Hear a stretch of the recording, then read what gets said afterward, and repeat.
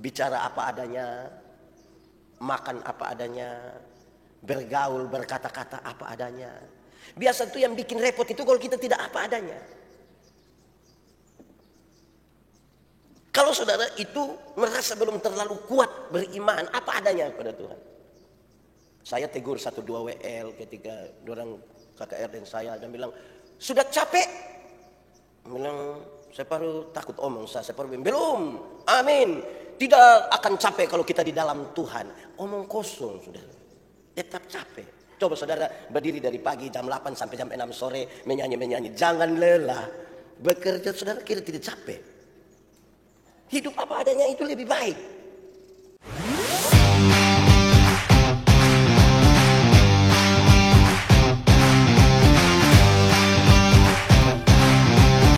Buatlah kami bisa merendahkan diri di hadapan hadirat-Mu.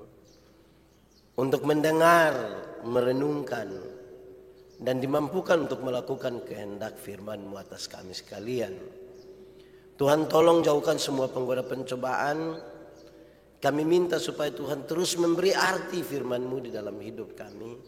Dan hari-hari hidup kami biar kami isi dengan apa yang kami renungkan dari firman-Mu.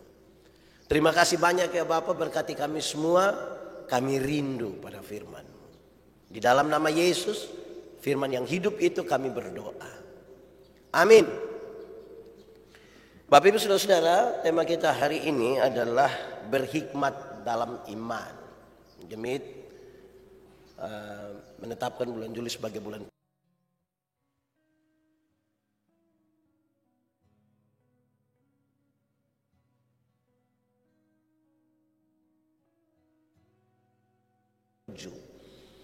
Amsal pasal 1 ayat 1 sampai 7, sejemput jemaat Tuhan berdiri. Tujuan Amsal ini, Amsal Salomo bin Daud, Raja Israel, untuk mengetahui hikmat dan didikan, untuk mengerti kata-kata yang bermakna, untuk menerima didikan yang menjadikan pandai serta kebenaran, keadilan, dan kejujuran, untuk memberikan kecerdasan kepada orang-orang yang tak berpengalaman, dan pengetahuan serta kebijaksanaan kepada orang muda. Baiklah orang bijaksana mendengar dan menambah ilmu, dan baiklah orang yang berpengertian memperoleh bahan pertimbangan. Untuk mengerti amsal dan ibarat, perkataan dan teka-teki orang bijak. Takut akan Tuhan adalah permulaan pengetahuan, tetapi orang bodoh menghina hikmat dan didikan. Demikian firman Tuhan. Berbahagia setiap orang yang mendengar firman, memelihara dan melakukan dalam hidup setiap hari. Semuanya, Bapak Ibu, saudara-saudara, salam. Saya rasa saudara lemah sekali. Liburan tidak terlalu bagus untuk saudara, kah? Salam. Nah, begitu, semangat sedikit. Bapak Ibu, tema hari ini tentang berhikmat dalam iman. Waktu merenungkan firman dan dikaitkan dengan tema ini, saya pikir begini saudara. Memang ada banyak pengalaman yang orang mengaku beriman tapi tidak berhikmat. Mestinya berhikmat itu ada dalam iman juga begitu. Jadi kalau beriman itu mesti ada hikmat. Contoh, ada beberapa waktu yang lalu tambah dengan yang baru-baru ini. Jadi ini sudah berapa kali tapi saya pakai yang 2 kali. Ada yang bilang, dunia nanti kiamat tahun berapa itu, 2000 berapa kok. Akhirnya banyak orang jual rumah pergi ke Bandung, tidak jadi dunia kiamat. Baru-baru lagi muncul bilang 24 Juni nanti dunia kiamat. Nah sekarang sebulan apa? Juli. Ini tindakan tidak ada hikmat. Bahasanya seolah-olah rohani tapi tidak berhikmat. Karena itu saudara-saudara, betapa pentingnya orang paham bahwa hikmat itu sangat penting dalam kehidupan, termasuk kehidupan rohani. Salomo sebagai orang yang meminta hikmat dari Tuhan. Kemarin minggu lalu kita baru belajar itu. Hikmat yang luar biasa yang dikenang sepanjang masa pun, dalam saat-saat tertentu dia mengalami kejatuhan yang serius. Sepertinya ini orang kok tidak berhikmat sekali. Dia ikut istrinya punya kemauan untuk menyembah kepada dewa-dewi. Salomo yang sudah seperti itu saja masih begitu. Dan saya kira ini sebuah perenungan yang baik bagi kita hari ini, supaya kita terus-menerus bertanya tentang apa yang kita imani, tentang apa yang kita jalani.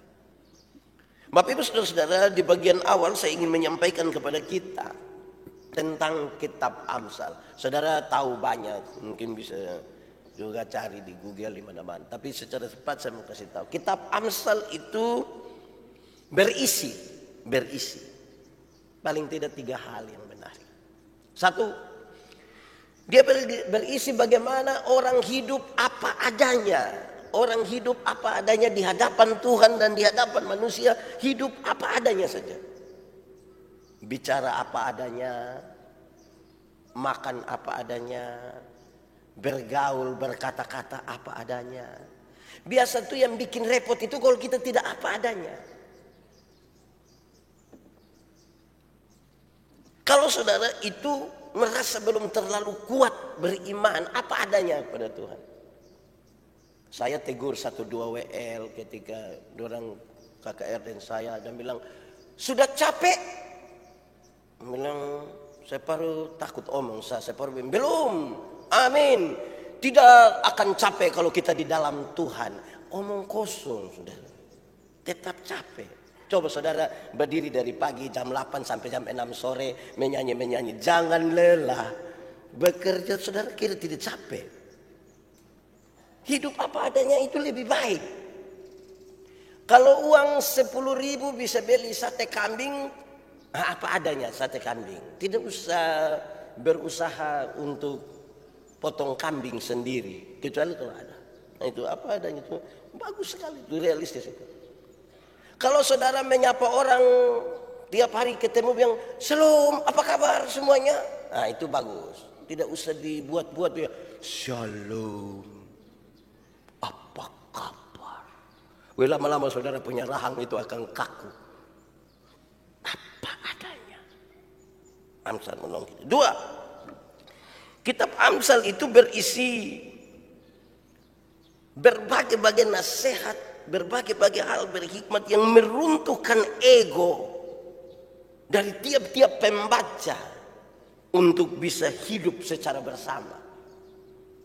Jadi dia punya nasihat, dia punya teguran, kata-kata berhikmat itu supaya yang ego-ego, yang egois, yang suka sombong, yang suka tinggi hati itu dia meruntuhkan itu semua dan bisa hidup bersama-sama.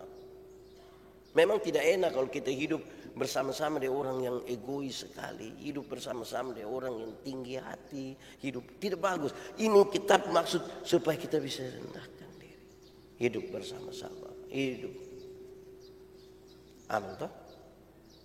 Saudara, jangankan orang tinggi hati saudara. Kita dengan mama mantu saya yang tagal ada libur kok kita tidur mau bangun sedikit 7:30 lah begitu baru bangun. Baru mama mantu sengaja bangun, bakal lain anak lain bilang, "Kamu tidak sama ke mama don dulu. Mama don dulu tuh 1:30 su bangun." Wih, itu ke mau cek itu mama mantu kan. Jadi memang ini Amsal ini bagus supaya hidup bersama-sama itu hidup yang baik. 3, kitab Amsal itu berisi hal-hal yang baik sekali dalam kaitan dengan mengajukan prinsip agar manusia hidup menjunjung tinggi Allah. Prinsip dari menjunjung tinggi Allah itu adalah dia mesti punya rasa hormat, hikmat, iman, dan juga hal-hal yang berkaitan dengan komitmen, menjaga iman, pengakuan tentang pernikahan, lain-lain itu semua dimaksudkan begitu. Itu bagian di mana orang yang punya prinsip untuk hidup tetap menaruh Tuhan Allah di atas. Kan kita mengaku banyak hal di hadapan Tuhan Allah dan jemaatnya. Kitab Amsal kira-kira berisi begitu. Saudara-saudara, ini disampaikan juga karena Sebentar sore kan untuk jemaat Gemita Agape ada perjamuan kudus. Supaya apa yang kita mengaku di hadapan Tuhan Allah dan jemaatnya itu sesuatu yang memang kita taruh dia di atas. Tidak boleh ada penipuan, tidak boleh ada dusta di situ. Itu bagian pertama. Bagian yang kedua, saudara-saudara, tentang pembacaan yang kita baca hari ini. Setelah kita tahu isi dari kitab Amsal. Pembacaan dari Amsal pasal 1 ayat 1 sampai 7 paling tidak berisi dua hal. Satu, Amsal pasal 1 ayat 1 sampai 7 itu berisi, ini adalah awal dari kitab Amsal, tetapi sekaligus menunjukkan tujuan tadi isi, tujuan dari kitab Amsal. Tertulis dengan baik tujuan-tujuan di dalamnya. Satu, untuk mengetahui hikmat dan didikan. Jadi untuk baca kitab Amsal yang panjang itu, saudara, di bagian paling depan dia sudah tulis tujuannya. Supaya orang mengetahui hikmat dan didikan. Kedua, untuk mengerti kata-kata yang bermakna. Sebab kata-kata ini selalu ada makna. Karena itu orang mesti mengerti. Ketiga, untuk menerima didikan yang menjadikan pandai serta kebenaran, keadilan dan kejujuran. Keempat, untuk memberikan kecerdasan kepada orang yang tidak berpengalaman dan pengetahuan serta kebijaksanaan kepada orang muda. Baiklah orang bijak mendengar dan menambah ilmu, dan baiklah orang yang berpengertian memperoleh bahan pertimbangan.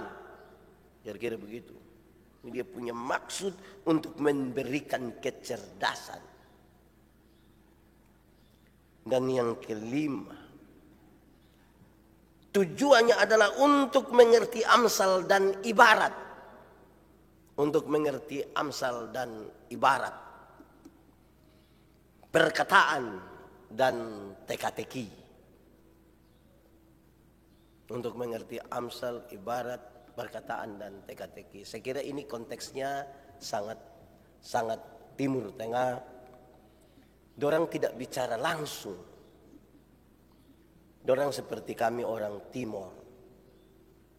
Orang Timor itu kalau dia sementara makan, terus ada orang datang bertamu, pas lihat dia ada makan, orang Timur tidak langsung bilang, mari kita makan, mari kita makan. Dia tidak begitu.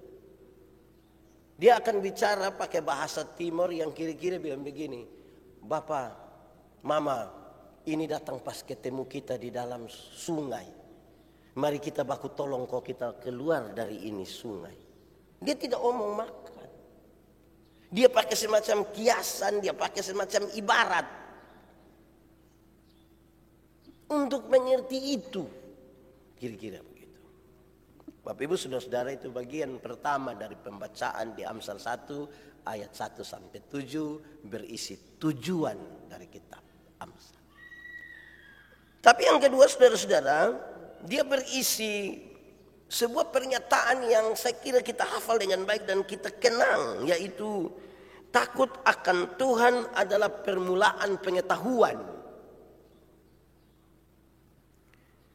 Untuk memperoleh ilmu pengetahuan saudara-saudara, mestinya semua orang mesti memahami dengan baik bahwa pengetahuan sejati pertama-tama itu dimulai dari rasa hormat kepada Tuhan. Itu pengetahuan sejati. Saudara boleh pintar sekali. Saudara punya anak boleh ranking yang paling luar biasa, silakan. Tetapi dia tidak sejati kalau tidak ditempatkan pertama-tama pada hormat kepada Tuhan. Tidak. Permulaan pengetahuan adalah takut akan Tuhan. Jadi pertama pertama-tama harus kita taruh baik-baik bahwa pengetahuan yang sejati itu mesti diletakkan pada rasa hormat dan takut kepada Allah, takut kepada Tuhan. Kenapa? Karena kemudian orang-orang pintar yang berhikmat itu, yang beriman itu, akan memahami dengan baik bahwa dasar hikmat pada manusia adalah hikmat dari Allah. Dasar hikmat dari manusia adalah hikmat dari Allah. Supaya kita tidak mempertentangkan antara hikmat manusia dan hikmat Allah. Saya kira ini catatan yang paling baik bagi kita semua. Siapa tidak mau pintar? Siapa tidak mau dia punya anak itu berhasil, pintar? Kan semua orang mau. Tapi hari ini kita diingatkan dengan baik. Itu harus didasarkan akan takut kepada Tuhan, hormat kepada Tuhan. Saudara bayangkan kalau orang yang pintar sekali, kita punya anak saja, omong kita yang tua-tua kita sudah habis. Kita punya anak ini dia pintar sekali tapi dia pemalas gereja. Pintar sekali tapi tidak pernah pergi sekolah minggu. Itu nanti terakhir yang bertengkar itu dia punya mama, dia ipar. Karena nanti pas ada pertemuan keluarga, don dua duduk bercerita ini, ibu-ibu duduk cerita. Ini anak su bisa apa?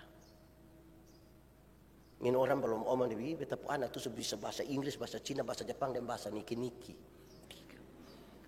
Tari balet su bisa semua. Aduh betapa anak belum bisa. Oh kelihatan lupa anak ini bodoh. Mungkin kamu keturunan orang bodoh semua. Jadi kalau tidak diletakkan di atas dasar hormat kepada Tuhan itu repot saudara. Repot. Saya juga mau bilang pada saudara bahwa hidup ini berubah. Ada waktu di mana saya berkhotbah tentang berpikir positif. Kenapa orang berpikir positif? Salah satunya adalah manusia berpotensi berubah. Orang bodoh bisa jadi pintar, orang pintar bisa jadi bodoh. Saya pakai contoh begini. Sekarang ini ada banyak-banyak grup, toh. Grup alumni universitas. Apalah begitu. Grup alumni fakultas. Grup alumni SMA. Sampai sekarang ini alumni TK juga ada di grup. Terus ada yang kasih di grup foto. Foto dari seseorang. Terus ada yang bilang, selamat ya, selamat ya, selamat ya. Yang satu lihat-lihat, siapa ini? Dia tanya dia yang muat, dia japri dia tanya. Kamu selamat-selamat apa itu? Kita pun teman ini, sekarang dia sudah jadi sekda. Teman yang mana? Yang itu, yang mana ya? Yang itu. Oh, yang bodoh-bodoh itu hari itu. Yang saya tolak-tolak di depan Kristen. Saya mau tanya saudara dulu. Yang bodoh-bodoh itu hari dia berpotensi jadi pintar kok tidak? Berpotensi itu. Coba yang ranking hanya tagal dia mama itu hari guru di itu sekolah. Menurut saudara dia ada berpotensi jadi bodoh kembali kok tidak? Bodoh. Ya memang apa mesti taruh di atas ini? Hormat akan Tuhan. Apalagi saudara mesti tahu bahwa pintar itu terbatas. Kalau kita tidak taruh di Tuhan, pintar itu terbatas. Makanya orang bisa kejar kepintaran.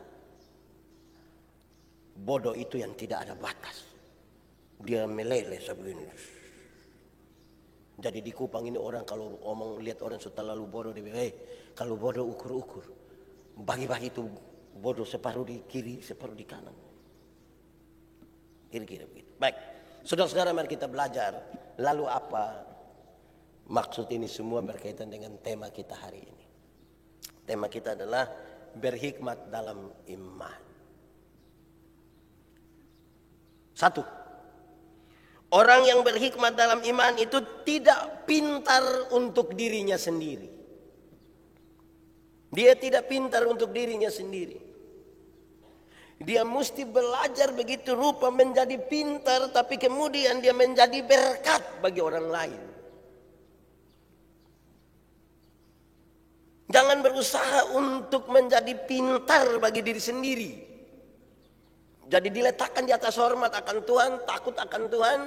Terus saudara menjadi pintar, itu langkah kedua. Langkah ketiganya saudara harus menjadi berkat bagi orang lain. Itu baru berhikmat di dalam iman. Saudara mesti paham dengan baik bahwa yang bisa rakit bom itu orang pintar. Tidak ada orang yang bodoh sekali yang bisa rakit bom. Pintar. Tapi kalau kemudian itu rakitan bom itu dia pakai untuk menghancurkan, nah itu yang dipenama tidak berhikmat. Tidak berhikmat. Kalau saudara ingin jadi berkat bagi orang lain, saudara-saudara, memang pakai ini kepintaran. Tapi mesti hati-hati ya, karena pakai ini kepintaran ini juga kadang-kadang kelihatan dia jadi berkat, tapi bisa jadi masalah juga bagi orang lain. Saya pernah mengalami masa di mana tidak suka dengar orang khotbah, tidak suka. Ada masa di mana ketika penatua dia akan bangun membawa khotbah, saya lihat dia bilang, karena saya rasa saya sudah tahu. Tidak lagi mau mendengar. Jadi nanti kemudian saya berkhotbah itu hanya untuk mau kasih tahu orang bahwa saya ini lebih pintar dari ini, lebih pintar dari itu, tidak berarti menjadi berkat. Jadi berhikmat dalam iman itu mesti betul jadi berkat. Jangan paksa diri pintar juga. Saya bawa satu kelompok pemuda, kami melayani di Noelaku, di daerah TTS. Ini pemuda banyak acara. Salah satu acaranya adalah pelatihan pembuatan piring lidi. Piring yang dari lidi itu hari kan banyak-banyak piring lidi. Maka seluruh jemaat itu sudah mempersiapkan lidi karena disuruh toh bilang akan ada ini, jadi tolong siap lidi. Hampir-hampir itu pohon kelapa semua di Noelaku dan potongan dia apa hanya untuk dapat lidi ini. Pelatihan orang sebanyak ini. Rupa-rupanya ada satu yang kepingin tampil di situ, tapi dia tidak terlalu pintar untuk buat itu. Tapi dia pun rasa kepingin tampil itu bagus. Saya lihat dia pun semangat. Saya lihat memang dia buat-buat ini piring ini. Saya lihat itu bukan piring. Ada orang tua satu, opa-opa satu. Mungkin dia umur 80 tahun. Dia dari jauh sama dia lihat-lihat begini. Dia tidak berani omong di semua orang, tapi dia omong sendiri. Tapi karena di sebelah saya dengar, dia pakai bahasa Timor bilang begini. Lei kapika fa, lei cobe. Dia bilang, ini bukan piring teh, ini cobe. Saya bayangkan kalau saya yang itu orang, saya sudah berhenti latih. Saya sudah berhenti. Orang yang apa ya? Kadang-kadang merasa diri pintar itu tanpa sadar dia melakukan hal yang oleh orang. Saudara pikir ketika kita melakukan sesuatu yang tidak jadi berkat itu orang diam-diam, saya itu berarti dia tidak tahu. Siapa bilang? Orang ada tahu. Mungkin dia senyum dalam-dalam, dia hanya bilang, dia pikir tidak tahu. Saya bayangkan kalau itu bukan piring tapi cobe. Coba saudara ulik ame kurus di cobek lidi, bisa.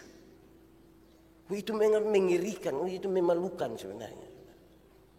Saya kira itu supaya kita lihat bahwa kepintaran itu jangan untuk diri sendiri.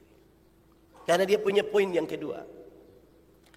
Poin yang kedua saudara-saudara, orang yang berhikmat dalam iman menggunakan pengetahuannya dengan baik dan tidak memperdayai orang lain. Dia tidak menipu orang lain.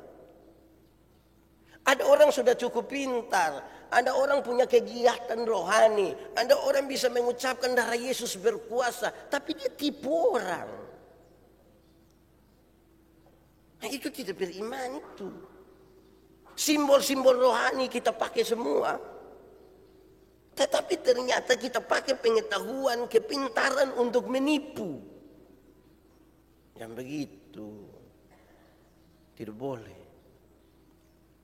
Tuhan tidak mau, dia kasih kita sedikit kepintaran ini bukan untuk tipu-tipu orang. Kan untuk jadi berkat, bukan untuk tipu-tipu. Jadi siapa yang surencana tipu-tipu orang, bertobat sudah. Tidak usah tipu sana, tipu sini. Wih, Pak Pendeta itu orang terlalu pintar.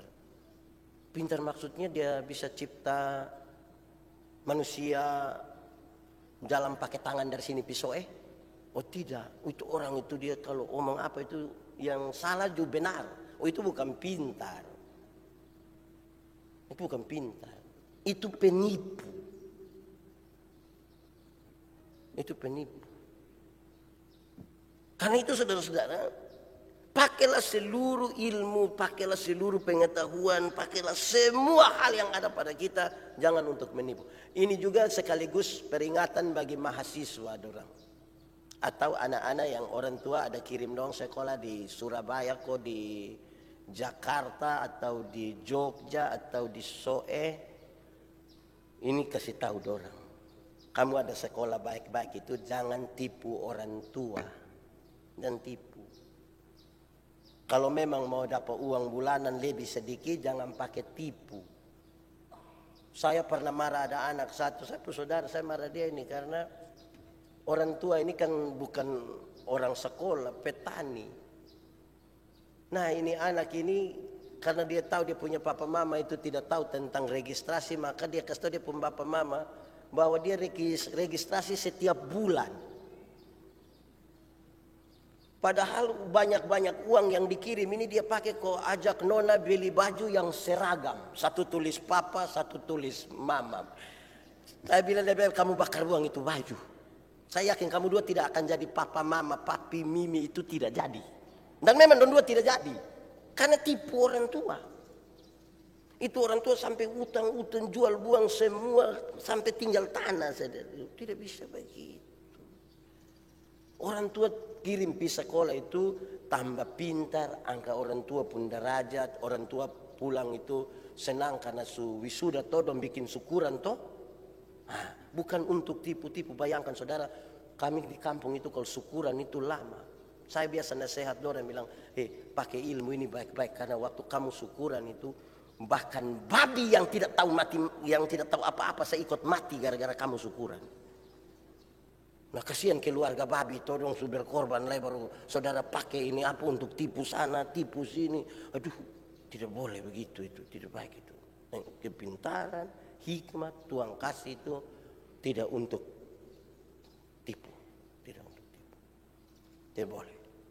Ketiga, orang berhikmat dalam iman itu tidak pernah berhenti belajar, tidak pernah berhenti belajar.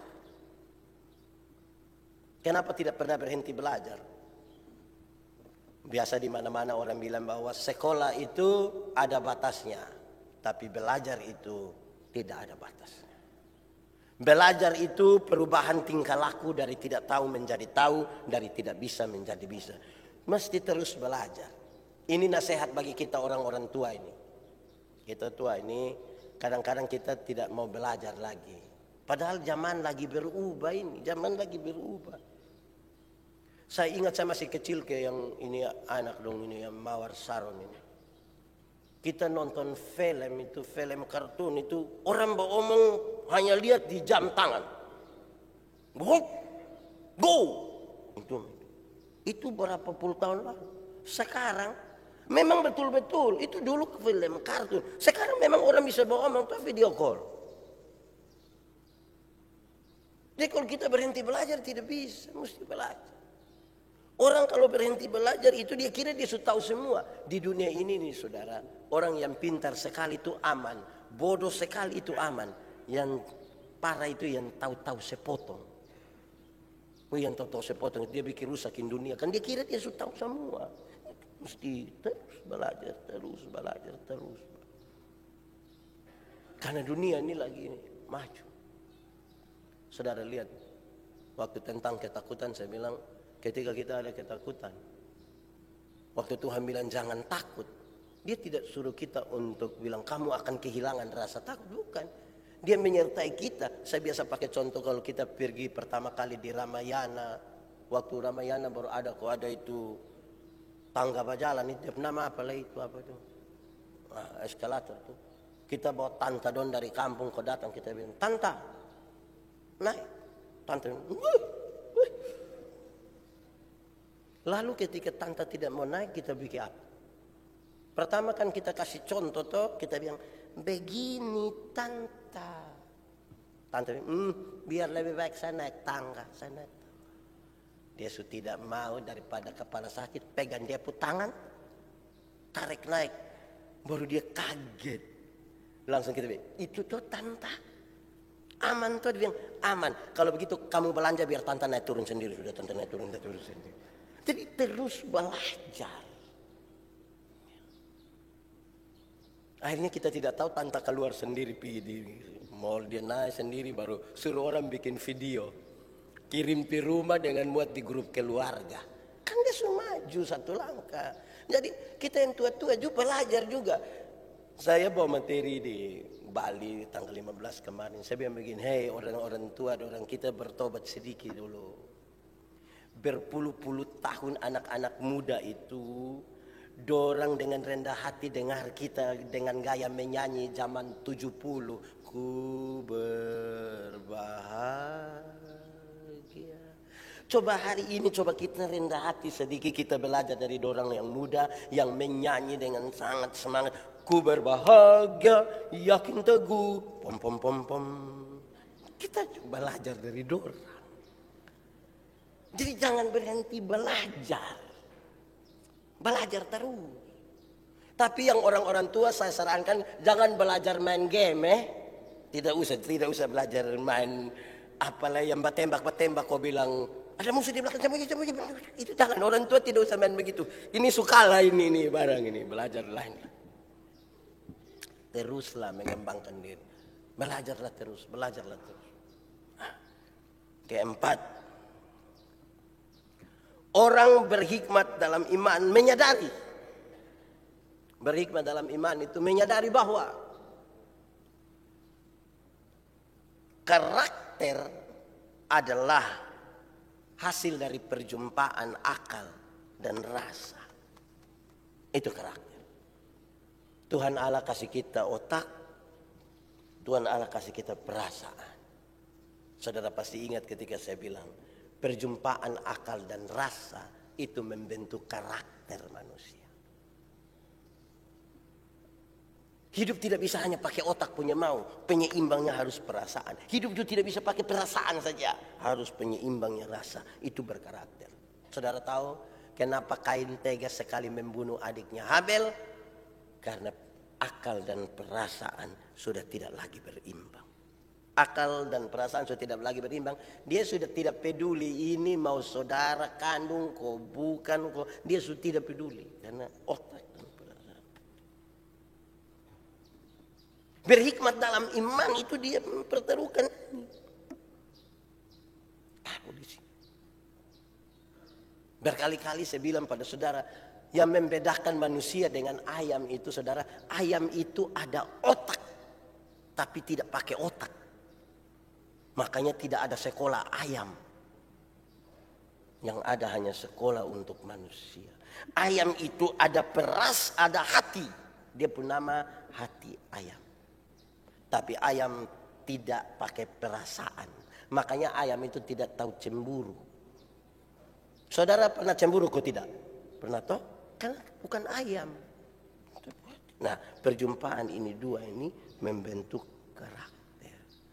Iman itu masuk baik-baik di situ. Kau kasih ingat, akal sebagus tapi jangan sampai bertumpu otak lupa bahwa Tuhan lebih tinggi dari kita pu otak. Perasaan sebagus tapi jangan sampai kita lupa bahwa menjadi terlalu baik dan perasaan itu juga tidak bagus. Saudara bayangkan saja kalau saudara ketemu satu orang, saudara lihat dia begini terus ada dia kotoran di hidung. Berani kasih tahu dia. Saudara bilang, Om minta maaf ada ini, boleh saya ambil? Saudara berani kasih tahu begitu. Kita perasaan toh. Yang lucunya kita tidak kasih tahu dia, tapi kita kasih tahu orang lain. Shh. Menjadi tidak berimbang ini, Bang. Jadi kalau iman itu tahu ada. Tapi, minggu lalu kita bicara etika sedikit 4 hal itu. Saya tidak mau ulang karena saya justru lupa makanya. Tapi saya mau lanjutkan sedikit etika. Tuhan Yesus ajar kita tentang etika. Dia bilang begini, nanti kalau ada seorang saudaramu berbuat salah, panggil dia, bicara ampa mata, bicara ampa mata. Nanti kalau dia tidak dengar, panggil tambah 1-2 orang lain. Tapi 1-2 orang lain yang datang ikut bicara, diharapkan adalah orang-orang yang bijaksana. Jangan sampai itu orang sementara mabuk, baru kita panggil dia bilang, mari omong dia dulu, mari kau injak kami dia sedikit dulu. Supaya nanti kalau dia tidak dengar, bawalah dia ke sidang jemaat. Kenapa dia pakai kata sidang jemaat? Supaya menyelesaikannya secara berjemaat. Nanti kalau dia tidak dengar, anggaplah dia sebagai orang berdosa atau pemungut cukai. Dia kasih tahu 1, 2, 3. Untuk pakai antara perjumpaan ini apa ini? Akal dan rasa. Jangan hanya pakai otak saja. Jangan juga hanya pakai perasaan saja. Kalau tidak nanti tidak berimbang. Kelima, ini terakhir. Berhikmat dalam iman, menyadari kekurangan di hadapan Tuhan dan mau mengevaluasi terus-menerus akan imannya kepada Tuhan. Ini orang yang berhikmat dalam iman tuh, dia tidak bisa untuk mau tinggi hati di hadapan. Dia di hadapan Allah itu dia sadar dia penuh dengan kekurangan. Sadar penuh dengan kekurangan, dia evaluasi lagi. Apakah saya masih tetap percaya Tuhan atau tidak? Kan ini kita ambil semua dari refleksi atas Salomo. Setelah lalu berhikmat itu dia pikir dia sudah jalan betul. Oh ternyata tidak. Dalam perjalanannya dia sadar tidak bisa. Salomo dalam seluruh kekayaan dan kelebihannya kemudian dalam refleksinya bilang, aduh maaf, jikalau bukan Tuhan yang bangun rumah, sia-sialah. Aduh, kalau bukan Tuhan mengawal kota, sia-sialah pengawal berjaga-jaga. Itu terjadi ketika dia makin tua, makin belajar dari keadaan, makin belajar dari pengalaman. Dia makin tahu. Ternyata saya masih banyak sekali kekurangan. Saya masih tidak berpengalaman. Saya tidak berpengetahuan. Kesempatan-kesempatan yang Tuhan kasih adalah kesempatan untuk kita belajar bersama. Belajar beriman dan memahami. Tidak bisa kita pada satu kesimpulan lantas kita sudah tahu bahwa kita sudah mengetahui semua itu. Apalagi tentang Tuhan. Tuhan itu terlalu besar. Coba saudara berdiam diri sejenak. Sebentar pulang saudara berdiam diri. Coba saudara renungkan masa-masa tersulit dalam hidup saudara yang saudara sudah berpikir sangat progresif, strategis. Ternyata yang Tuhan jawab tidak seperti apa yang saudara pikirkan. Baru saudara bilang, betul ya ternyata ini maksud Tuhan bagi saya. Baru kita bilang, ternyata kita ini bukan apa-apa. Kita telah. Pernah aku tidak saudara mengalami, merasakan orang sementara mereka-rekakan yang jahat kepada saudara. Tapi saudara tidak tahu. Nanti sudah lewat berapa puluh tahun kemudian baru, aduh ternyata itu waktu ada orang rencana. Dalam ketidaktahuan kita tapi Tuhan ada jaga kita. Baru kita bilang, aduh Tuhan ternyata. Jadi kita makin melihat kepada Tuhan tuh, kita menemukan bahwa kita tidak ada apa-apanya di hadapan. Untuk baik Tuhan menjaga kita, untuk baik Tuhan mengawal kita. Mari kita tunduk kepala di hadapan Tuhan Allah. Kita angkat hati dan kita berdoa kepada Tuhan. Firman Tuhan berkata, kalau kamu dengar suaranya jangan keraskan hatimu. Minta Roh Kudus lembutkan setiap hati yang keras, dan mari kita berdoa. Bapa di surga, terima kasih untuk firman-Mu. Tolonglah supaya kami berhikmat dalam iman sebagai orang percaya. Janganlah hal-hal yang kemudian kami buat, kami bicarakan, kami lakukan, kami ternyata melakukannya tidak seturut dengan hikmat yang Tuhan mau atas kami. Tolonglah kami supaya firman-Mu jadi pelita bagi kaki kami, sekaligus terang bagi jalan kami. Terima kasih banyak ya Bapak. Di dalam nama Yesus kami berdoa.